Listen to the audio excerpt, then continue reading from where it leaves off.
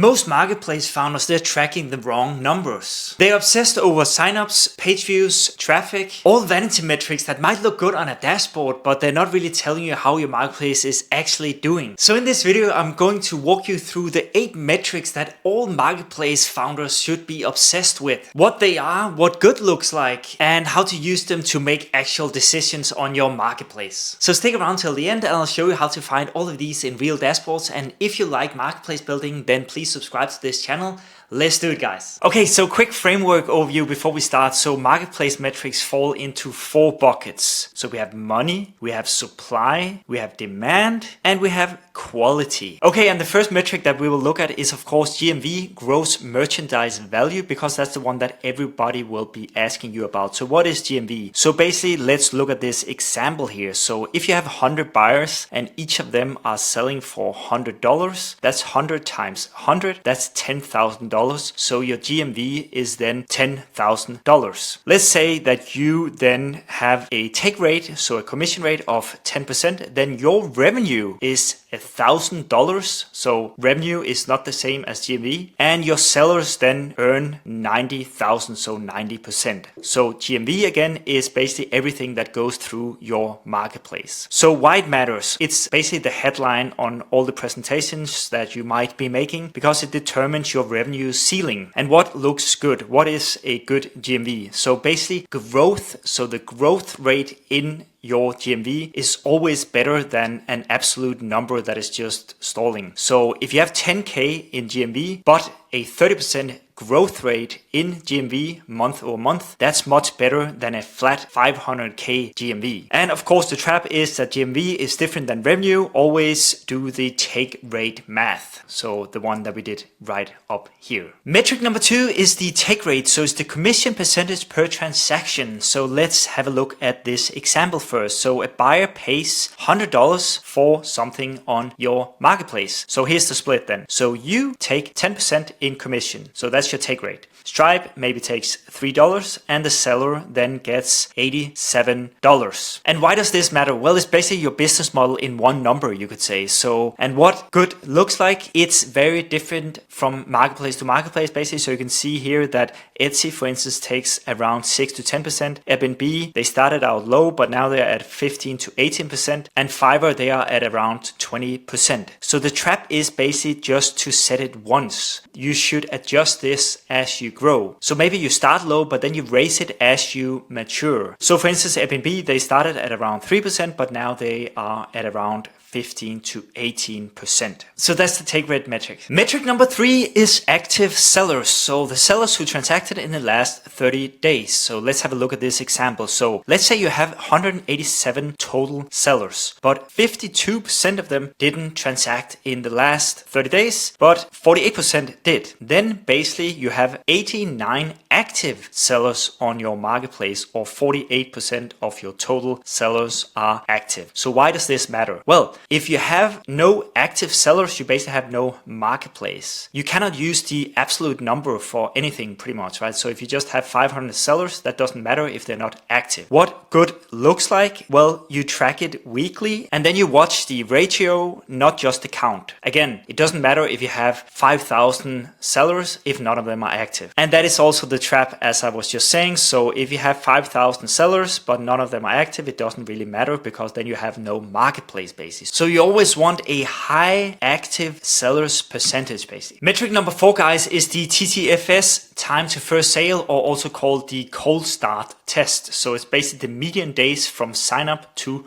first sale. So let's have a look at this graph. So if a seller signs up and in less than 7 days, they actually make their first sale, that is excellent, because then there's a high chance that they will actually stay. So the seller is retained. If they have their first sale in less than 30 days, that's also pretty okay. Then they will probably also stay on the marketplace. But if they have their first sale in more than 60 days, then that is not that good, because then the seller might churn. There's at least least a high chance or high risk, you would say, that this seller would then leave. So why does this matter? Well, it's the best prediction of seller retention. So basically, if the TTFS is less than 7 days, that is excellent. And if it's more than 60 days, then that is not good. Then you should work on your onboarding flow. And the trap is that basically most founders probably never measure this. So without it, you can't really fix this onboarding flow, because if you are tracking this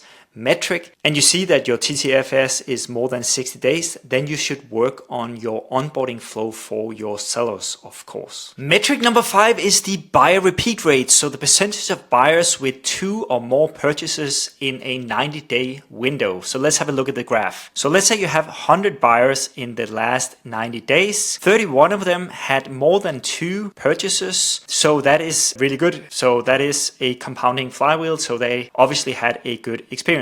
And 39 of these ones only purchased once. So that's an acquisition treadmill. And why does this matter? Well, it's basically the single best signal that your marketplace is actually working, because your buyers are happy if a lot of them buy more than 2 times. So what good looks like is that if you have more than 30% of buyers buying more than twice in a 90-day window, that is really, really good. 20 to 30% is also workable. Below 15%, that's not that good, because it means that many of your buyers, they buy once, but then something happened and they maybe had a bad experience, so they are basically not buying anymore on your marketplace. So the trap is basically, if you keep on chasing new buyers, that is as such fine, but you also have to make sure that your existing buyers are happy. Metric number 6 is the refund/dispute rate. So the number of refunded orders divided by the completed plus refunded orders. That's the metric. So let's have a look at it. So if you have less than 2%, that's healthy. 2 to 5%, then you should start monitoring it and really looking into it. More than 5%, then you need to fix it, and you want to have less than 1% chargeback from Stripe. So why this matters? Well, it's a quality early warning. So a spike means something is breaking and you have to look into it. What good looks like? So under 2%, as I was just saying, that's healthy. Above 5%, then you should really fix it. And the trap here is, of course, not to look into all of these ones, because there might be something with a bad seller, or maybe there's something wrong on the marketplace or something similar to that. So you really have to read all of these ones to figure out what went wrong. Metric number 7 is AOV, or the average order value. So let's have a look at this example. So let's say your AOV is $10. So you take a 10% commission. That means that you earn $1 per order. So if you want to make just $1,000 per month in revenue, then you need 1,000 orders. That's a lot. But if your AOV is $200 and you take 10% as a commission, then you earn $20 per order. So you only need 50 orders then to make $1,000 in revenue. So why does this matter? Well, it matters because this tells you how many orders you need to have on your marketplace for you to actually make whatever you want to make per month. And what good looks like here? Well, that is really hard to say actually. That really depends on what type of marketplace you are building. But of course, you need to try and aim high enough so that a 10% commission is worth your effort. And the trap here is, of course, first of all, if you're not tracking this, then you wouldn't know how many orders you need for you to actually make money on your marketplace. And of course, if you have great supply, but a tiny AOV of, let's say, $5, then you really need a high volume. So you just have to be aware of that. And metric number 8, the last one we'll take a look at today, is the conversion rate, or the buyer conversion rate, you could say. So it depends a little bit how you set it up. So it's the percentage of either visitors or signups who complete a purchase. So you can do it using site visitors or for signups. So let's check how it would look like for signups. So you have 100 buyer signups. If 64 of them actually buy something, that's a 64% conversion rate. That's really good. But that's of course the buyer conversion rate. So they already signed up. And of course, the reason why this one also matters is because it tells you something about the health of this funnel. Great, guys. So those are the 8 metrics that you should be tracking as a marketplace owner. And of course, on Prometora, it is very, very easy because they're there as a default. So you basically just go into the analytics area and then you can see the GMV, the take rate. You can then filter on the days you want to filter on.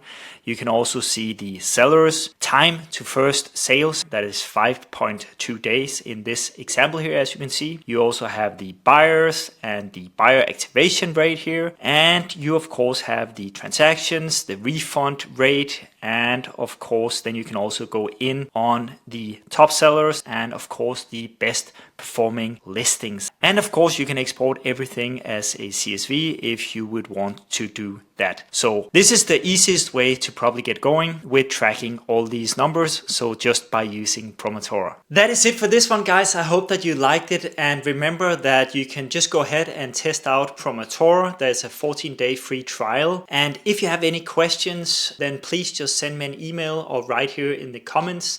I always love hearing from you guys. And last but not least, of course, if you find marketplace building or marketplace scaling interesting, then please subscribe to this channel. You're also very welcome to give this video a like, and I really hope to see you in the next one. See you. Bye bye. Ciao.